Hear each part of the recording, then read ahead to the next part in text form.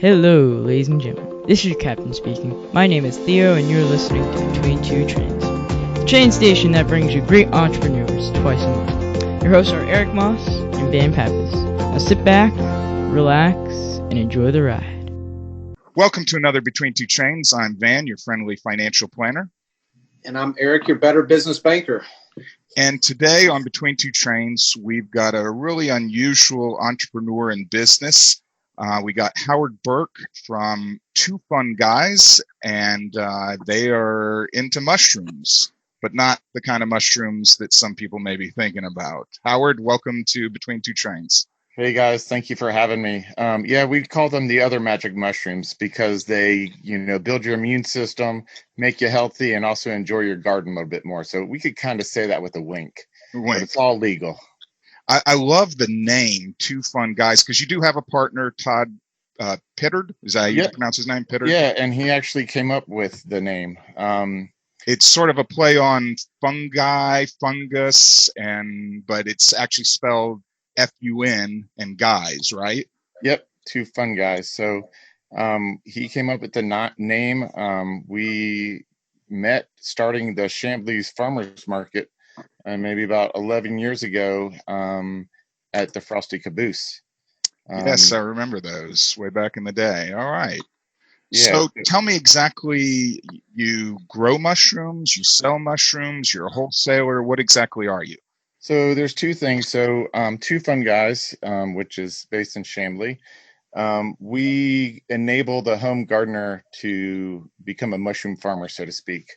So we sell kits where you could get a tree limb freshly cut, inoculate it, which means that you talk sweetly to the log, drill holes in it, and then hammer in a dowel, and then you wait 6 to 9 months later, and then the mushroom will keep producing logs for the next 3 to 4 years. Whoa! I do this in my home? Yeah, it's that's awesome. Yeah, it's pretty awesome. But the hardest thing is that everybody wants instant gratification today. And this is something that you have to wait a little bit for. But once it starts fruiting, you can start having mushrooms, every 4 times a year, 5 times a year for the next 3 to 5 years, depending on how big the log is. So when you say log, you're talking an actual piece of timber? Yeah, it needs to be freshly cut, like green wood, from a healthy tree with bark intact, because mushrooms are, like 85% moisture. So they need to have the bark intact so that the mushroom, the mycelium, so to speak, it's the seed. Mycologists would be mad if we said it that way, but it's kind of for everybody to know it's what we plant inside the log to be the host to produce these type of mushrooms. Now, so if I came to you, I would buy the actual log from you. I wouldn't go cut a tree in my backyard down. You would give me the log that I would need. Well, since you love to use chainsaws, Van, how did you know? We enable you also to go ahead and get a tree from a limb from your yard, get one from the landscaper, find one on Facebook, and then make your own logs. That's the most economical way to have a mushroom garden, but you have to wait the longest before you get fruits. Is there a particular type of wood or? Yeah, we use freshly cut white oak is great, red oak is good, and then sweet gums do work, but they're a little bit more, pain in the butt. But yeah, you need a freshly cut hardwood. Gotcha. Now, don't these things grow in like dark conditions? Where do I keep this in my house? Yeah, it's actually best outside. Okay. 85% shade is great. And you just lean it against a fence or shed. Obviously somewhere where my dog won't pee on it. Well, yeah. Or you. There's not mushrooms or me pee on it, right? Yeah, either one. So yeah, just a shady spot. And then, you just don't want the log to dry out. That's the whole key is to, if it starts feeling light, in weight, like deadwood, then you'd want to soak your log in a bucket of water for 24 hours. And you can do that, every 4 months or something like that. It helps. So I just submerge it in a bucket of water. Yeah. And that soaks it. Yeah. Once the log, from the time you inoculate your log, that's putting the dowels inside the log. to get mushrooms could be anywhere from 6 to 12 months. That's the hardest part, is to wait for it. But Wow. once they say the mycelium runs, that's like eating all the nutrients, getting ready for it to produce mushrooms, then you can start fruiting it, every 8 to 10 weeks. So there are different types of mushrooms. So after I get the log from you and do all the instructions you tell me, it's going to produce a certain type of mushroom? Yeah, so that's why we want to have a freshly cut tree, because when you go walk your dog, play with the kids, and you go through, your neighborhood green space, you don't see trees piled up to the sky. There's some other type of mycelium, which is like if your wife or husband tells you to go do yard work and you pick up a stick and you see something white there, that's mycelium. That's the first internet. That connects everything. Everything's symbiotic with it. So there's tons of other fungus out there that breaks the trees down. So if you're the freshly cut tree, then you're the first type of mycelium going in there. So you're going to go that particular type of mushroom. Gotcha. Now you also have another business up in LJ, right? Where that's more not to consumers, or is that to consumers as well? It's actually, so I have two sets of partners. So Todd and I have 2FunGuys here in Chamblee. And then I have another company called LJ Mushrooms, which we grow shiitake and oyster mushrooms commercially. And you've probably had those over at Hopsticks if you visited that wonderful place, or the Alden. You could also buy them in bulk over at the Chamblee Whole Foods. So we've been growing up there for about 2 years, and we just grow mushrooms up there. How many acres does it take to supply those those various retailers? We have 30 acres dedicated to the farm, but right now we just grow them in greenhouses. So the greenhouses are double layered, so one on top of the other. So if you're familiar with a Komodo Joe or a big green egg, you roll up the sides to let air in, let air out, so we can heat it and cool it naturally by letting sun in, trapping the heat, letting the heat out. The greenhouses are about 130 feet long by 30 feet wide. Wow. We have 6 of them. And then we are growing our oyster mushrooms in recycled or refurbished 53-foot reefer trailers, because those are insulated already. So we're kind of making that a house, so we don't have to pour all this money into concrete, because oysters are a little bit more picky and they need conditioned temperature. But the process still takes, it's the same even up there, or is it quicker? It's a little differently. So we in LJ, we grow mushrooms kind of on a sawdust block. So it's not actually the solid tree branch. It's sawdust mixed with the shiitake or oyster mycelium. And then with a couple other ingredients, and then that's only takes about 4 months. We could keep those logs dormant. It's like a loaf of bread, and then we put them in the greenhouse, and then we have mushrooms, 7 to 14 days later. Nice. Oh, wow. Yeah. So, during the COVID times, things have been a little hectic for LJ, because we used to supply a lot of restaurants here in Atlanta and surrounding areas. Yeah. And then we end up having a lot of extra mushrooms. So we've worked with Hopsticks and the Alden locally, where they were taking their time out with their staff to feed the police department, first responders, hospital workers. So one of our things for both companies is we both give back. You got to start, my kids were at Montgomery Elementary. We had one of the first gardens there a long time ago. My last one just graduated high school this year. So we've always had, the motto of just always giving back, teach people about food again, where it comes from, and, introduce them to something different besides, potato chips and stuff like that. Yeah. Sure. So we had a lot of extra mushrooms, and we dropped them off at the restaurants around here, and they did good things with it. So it felt good. Could you not have tried to sell them direct to the consumer? Was there not a opportunity for that? We tried, and mushrooms go bad after about a month.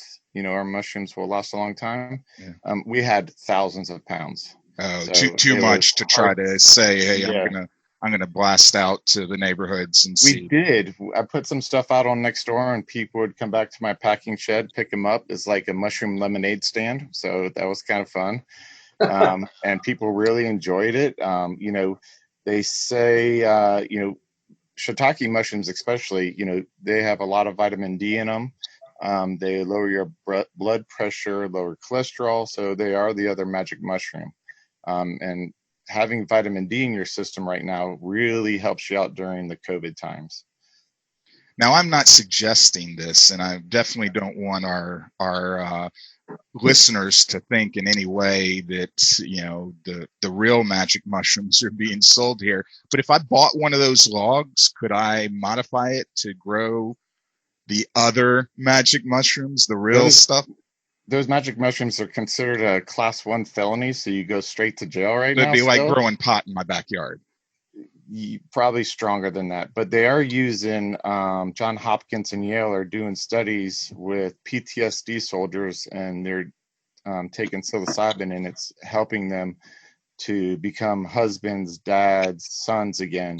So eventually they're going to do the medical aspect of it again, like they did with medical marijuana. Right. But as of right now, it's still a class 1 felony, and you go straight to jail. So what's your favorite type of mushroom? The shiitake, or Yeah, shiitakes are great because they're thick and meaty. It's a great meat replacement if you want to. We also kind of make shiitake chips. So it's like a little snack, and then you can make a shroom-tini, use that as a garnish on your edge. So you could do a lot of things with it.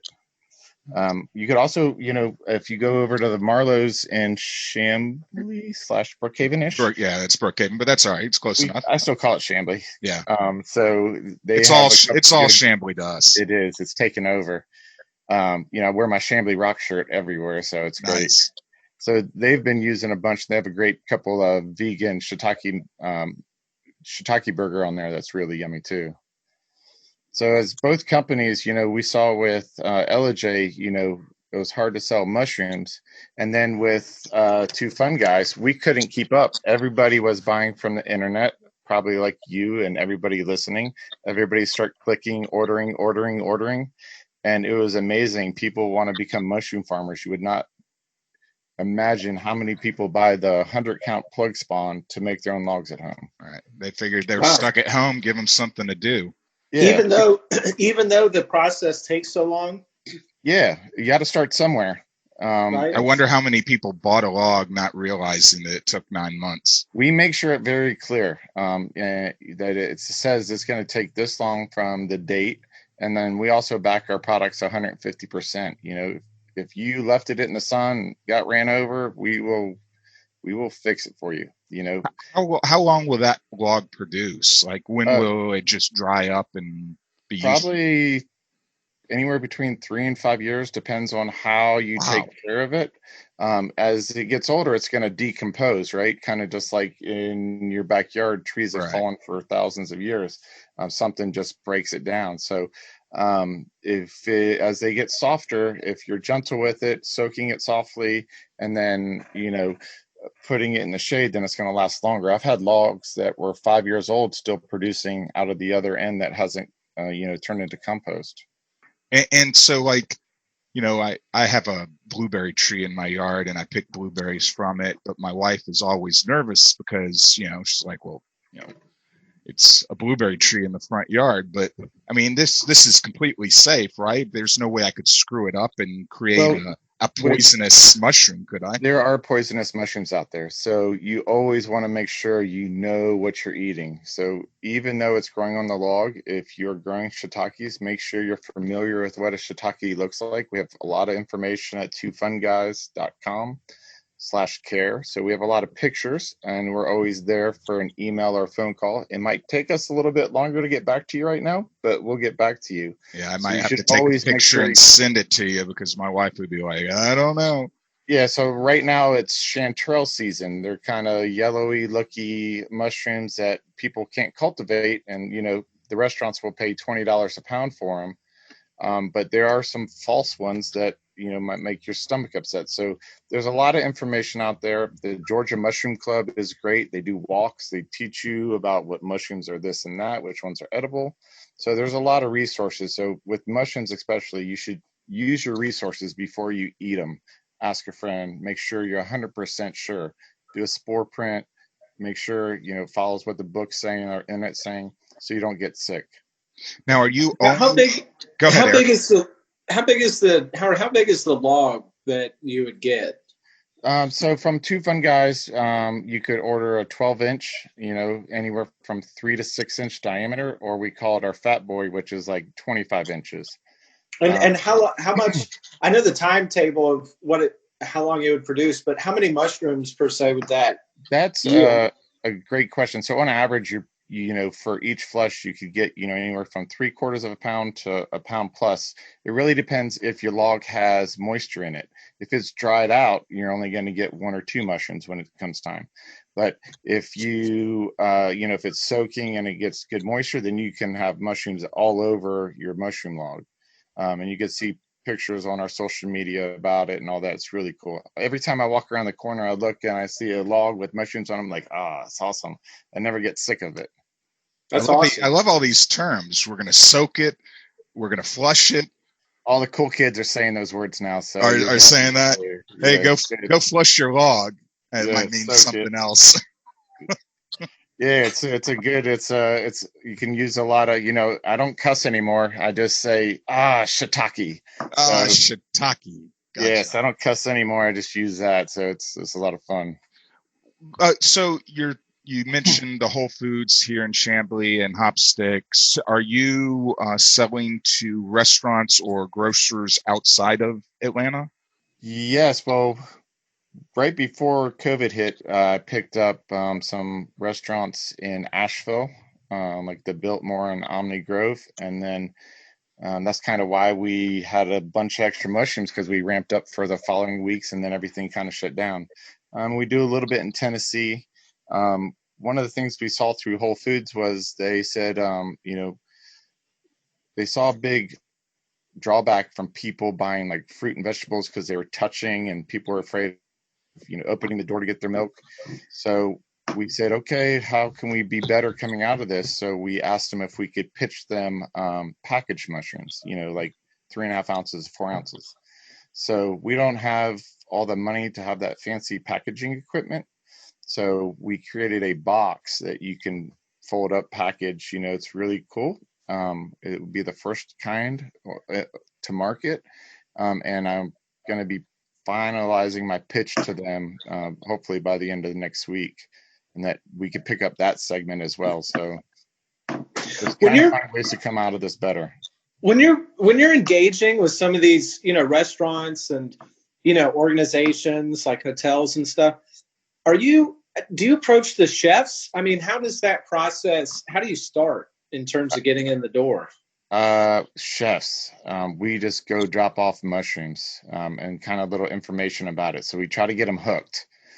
Send them the mushroom mailer. Yes, we drop by, say, hey, they're usually busy, but we leave some information in there and just a sack full of mushrooms, and then follow up with them. They're like, God, these are good. Yeah, some of them don't use it. Some, they want to use a cheaper ingredient, that has less nutritional value. So we understand, but we try to target places that can adjust their menu and that are looking to support local farmers and also having, fresh food. We've seen this through some of the farmers markets and the CSAs, which, people are looking for fresh food again, and they're kind of getting back to the roots, back to that victory garden, so to speak, that they're trying to like, oh, this is what lettuce is supposed to look like and taste like, not the stuff that's coming from California. Lettuce loses nutritional value after like 4 days. So by the time it gets to you, it's, it's good, but it could be better. And people are seeing a huge demand for the farmers market, the community farmers market. And we do a bunch of stuff through 2FunGuys with urban agriculture, Atlanta, because Atlanta was one of the first cities to have its own urban agriculture director, Mario Cambrella. Yeah, we know Mario well. Yeah, he's a great guy. His wife was a guest on the show for the business she's running, the translation station. Yes, great people. So we do a lot of stuff with urban agriculture and Atlanta, and teach people where food comes from. We donate bowels or mushrooms for any event they have, just to get people to have a new outlook on mushrooms. It's not your mama's slimy mushrooms. So these are thick and meaty and meat replacement, and it's the cool thing to do. Yeah, it's amazing how much you can do if you explore, certain vegan recipes, certain vegetarian recipes, how much you can replace, meat, with just vegetables. Yeah. And man, I don't know if you've ever wandered down that path, but it's something that my wife and I did earlier this spring, and I got to tell you, there's a lot of creative ways to make it taste very similar to meat. It's pretty interesting. And chicken. There's certain mushrooms that I've seen recipes where you have like a fried chicken replacement. Actually, Harmony Chinese restaurant in Chambly over on Beaufort Highway is all vegan, vegetarian Chinese with tofu, and it's amazing. You can't tell the difference. Go ahead. Have you been able to break into like the Buckhead restaurant group and all of those restaurants? A decent amount of them. We do a good amount of business with the word of mouth restaurants, Valenza, Haven, and Vero, and Arnett's Chop Shop. So there's a decent amount. Once the chefs see our product, they're like, oh, this is a game changer. It's different than your mushroom that you're used to because it's thick and meaty and fresh and tastes great. So we just got to get in front of them and just get them to try it. Well, we are up to the point where we need to take a short commercial break, and when we come back from that, Howard, we have a game we play on Between Two Trains called Can You Ace It? Eric's going to ask you some questions and give you answers to select from. We're going to see how well you can pick from the Can You Ace It game. So we'll be back right after these messages. I'm going to go study. If you recently got divorced, you may be wondering how to pick up all of the financial pieces. Is it time to make a new budget, new goals, and get a new game plan with your investments? What about the best way to save money on your taxes? Take control of your money future. Go to oxygenfinancial.net to schedule a complimentary meeting today. Go to oxygenfinancial.net to get started right now. Securities offered through Kestra Investment Services, member FINRA SIPC. Advisory services offered through Kestra Advisory Services, an affiliate of Kestra Investment Services. Oxygen is not affiliated with Kestra. Welcome back to Between Two Trains. You can hear us on the 1st and the 15th of every month. We're talking with Howard Berk from 2FunGuys. And Eric, let's play the Can You Ace It game, brought to us by the Chambly Ace Hardware. What a great local business right here in Chambly. So, Eric, what's our first question for Howard? We might need to rename this just for Howard. Can you taste it? Ooh, can you taste it? All right, let's see. But either way, Ace Hardware is our sponsor here. All right, so these questions, Howard, are multiple guests. We got 3 of them. We'll start with the first question. Has anybody got 0 correct? Could I be the first? You could be the first. We've never had someone get them all wrong. No judging. It's a different type of acing this questionnaire. I'm ready for the ace. I'm acing it. I think you'll do just fine here. All right, question number 1. There's an edible mushroom that grows in the wild that tastes nearly identical to fried chicken, and it's called either A, Laetoporus. Yeah, I don't know how you pronounce that either, Eric. Laetoporus. Yellow pored scaber stalk, bread dough clitopilus. You're going to go with your first one, your chicken of the woods. Is that what it's called? Chicken of the woods? That's street name. So I actually found one yesterday up in the farm because I was looking for chanterelles. And they taste so good. They're pretty easy to spot. So you can just Google that. And they really taste like chicken. Yeah. So what if I cut them up and put them in my chicken dish? Oh, then it'll taste. Am I going to get confused? most mushrooms absorb the flavor that you're cooking with, especially like oyster mushrooms and stuff like that. Okay. So they'll. What if I taste cut them up better. and put them with other mushrooms? The other mushrooms will take on the chicken taste? We're going to have to test that one out. We are. I think that's a taste test we need to do. All right. So 1 for 1. Mushroom extravaganza there. All right. 1 for 1. So you're not going 0 for 3 here. Yeah. You don't have to worry about that. All right. Question number 2. Hopefully I'll be able to pronounce everything in here. Studies have found that lintenin, a potent protein in shiitake mushrooms, has been found to help which of these? Either A, getting wicked high, either B, clearing up acne, or C, lowering your risk of cancer. It's actually, we make medicine, so you can take the mushrooms and split them apart and put them in 100 proof vodka. I tried it once with Everclear, but it was too strong. And you agitate the thing, so what happens is the lintenin piece gets released from the polysaccharides in the shiitakes, which makes a tincture, which if you take it daily, my kids and I used to take it all the time, will help you fight cancer. So I make nice. Ding, ding, ding, ding. That is correct. Sickness. If they've had breast cancer or something, I give it to them to help them build their white blood cells up. But you need to follow your doctor's orders. So I'm giving you my disclaimers. All right.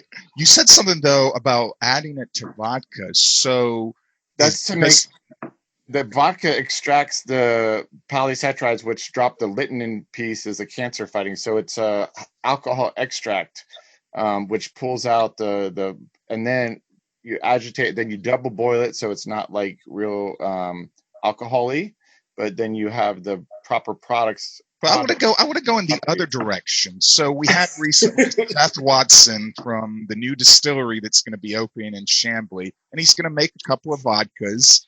Could he take your mushrooms and distill it into his vodkas, and would that even be any good? It is. We did it once before. We made a shrimp teeny with American Spirit whiskeys, and it was really good. It made like a Long Island tea with the tincture. It also, helped fight cancer while you're drinking. I can do some shots of vodka and cure cancer. I can sell this in my household. If it's got some good properties to it. Yeah. Well, if you don't know Seth Watson, I'll introduce you to him because I envision now a Chambly 2FunGuys vodka made at the Distillery of Modern Art. I can see it already. I would love to do that, and one of my goals that I've been working with for about 5 or 6 years is to get a shiitake beer made over at Sweetwater. So call it shiitake faced. Yeah, that's exactly right. I got that trademarked already. All right, so we're nice. we're 2 for 2. Last question. Oh boy. What a grand finale. All right. A mushroom that grows in Hawaii is also known to do what? Get you wicked high. That is a we got a theme going here with the wicked high. B, cause women to orgasm at the smell of it. C, when cooked with pork, make it taste like chicken. The mushroom cooked with pork makes the pork taste like chicken? Yeah. That is allegedly one of the proposed options. So I wonder if it has the same effect on men. So I will hope to go to Hawaii and go smell it, and I'll go with my fiance and see who has the orgasm first. So you're going with B, cause women to orgasm at the smell. Ding, ding, ding, ding. I wonder what it has the effect on men. So I'm just curious. Well, if you're just smelling it, I don't know. The legend says the closer you get to it, it almost smells like semen, like you would the smell of semen has. The sailors, I guess. Well, you got all 3 correct, and so you are definitely an ace of the mushroom game. And so we appreciate you playing. We're pretty much to the end of our time, but I wanted to give you an opportunity to let the listeners know if they want to buy one of those logs, where do they go? They go to your website? Yeah, so if you want to buy a mushroom log or make your own log at home with your family and kids, you just need a freshly cut tree you could get from your backyard, landscaper, anything like that. You could go to 2FunGuys.com and order it there. If you want to pick up some mushrooms locally, you can just go to Elijay Mushrooms, which is ELLIJAY, mushrooms with an S, and order them there, and you can just pick them up hassle free. Same thing with the dowel spawn and the mushroom log. So we are COVID friendly. We don't like COVID, but we are friendly, meaning that you can come get your order without having to touch anybody or anything. You don't have an actual like retail, like there's not a place where I can come and like shop around. I order it online, or you can. We have a shop where we do all of our shipping for 2FunGuys okay. off of Flowers Road. But we're not right now. We're not letting people in because we want to keep us and our staff. That's why one of the reasons we're behind, because we're just trying to keep everybody, together. Todd's parents live in town and they're a little bit older, and we just want to make sure that everybody stays safe until we find out what this thing really does. So be safe than sorry. Well, wouldn't it be great if a mushroom was the cure? We're going to try it every day. So yeah, wouldn't that be awesome? Well, Instead, you lower your risk of cancer. Maybe we could lower the risk of contracting COVID. Yeah. So I'll have to bring you guys some mushrooms by, or you guys come pick it up next time you're over in my hood in Chamblee, and we'll go from there. Well, Howard, thank you so much for coming on the show, and Eric again. Another great episode of Between Two Trains. Any news on the banking front with COVID and people getting back to work? Well, the PPP Congress got together and relaxed some of the forgiveness standards, so that should be. I think that should really help out. And it's something that we're watching the marketplace and what's going on with the economy. I wish I had a crystal ball to predict what's going to happen, but we're just taking it day by day, week by week at this point. Yeah. We were fortunate to get a little PPP, but we're trying to figure out where forgiveness is forgiven, because we were trying to keep our employees working at the time. And so it's been a challenge, but we're slowly, patiently waiting for all the right answers. Yeah. Well, again, thanks, guys, for coming on the show. We'll be back in a couple of weeks with another great episode of Between Two Trains. Thank you guys very much. I appreciate y'all having me on.